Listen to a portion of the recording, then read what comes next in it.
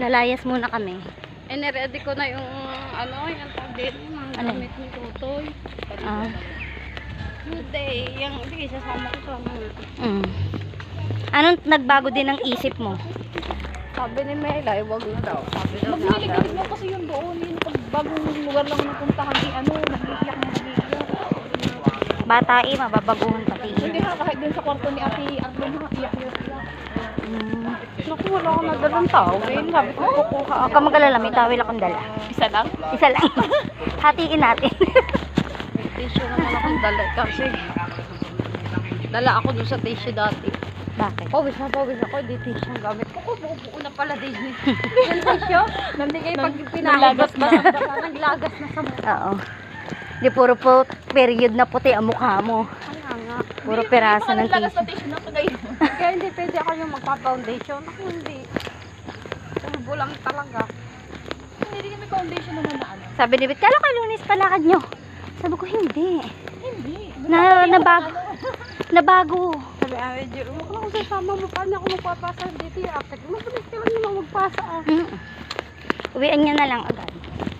Iwan mo muna kay Ate Arlene. Ano ba pag-asa ko gabi? Umuwi ko gabi. Sabi, may tricycle tayo. Hindi natin, dapat yung jeep natin nasakayan Paspas. Langit. At lumilipad. Kala ko naman, si Kuya Ram din ah. Si Melay kasi ang... Si Mele, matagal. Alam mo, nagpunta ako sa inyo ng alas 5:30. Ano punta ka? Oo. Tapos sinigawan ko siya. Sabi ko, Melay! Ano sa isla pala? Sabi ni Melay. Oh, maliligo na ako. Nandun si Papa sa may banyo. Sabi ko, si Bebe, tagal ko nag-antay tulog sa may pa. banyo. Tapos kauna-una pa siya naligo. Siya pa rin ang last. Yung kape ko nga iniinom ko. Ang kanya Morning! Pa pinagsibahan. Kami hindi ako uminom ng sobrang init. Karasing yan. Yung pinalalamig ko pa ng kaunti. Pagka ganun, kalahati mainit, kalahati malamig. Hindi ako nagbabangko. Ang kasamaan ng bangko. Hindi rin ako eh. Yung nalalamig-lamig ko din. Kailangan mainit. Mainit sa pag dumating sa akin sikmura.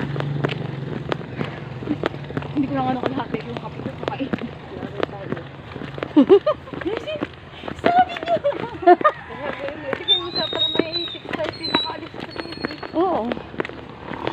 Ano shit yun? Sabi ko nga, ang tawag na ano. Hindi na siya nasa bayan pa. Nakabiyahe na, nasa bayan pa na ako. Nagpupuno pa. Tapos sana naman yung jeep na nasa kaya natin. Mga katrabaho ko, nagagalit sa akin. Mm. Intayin ko.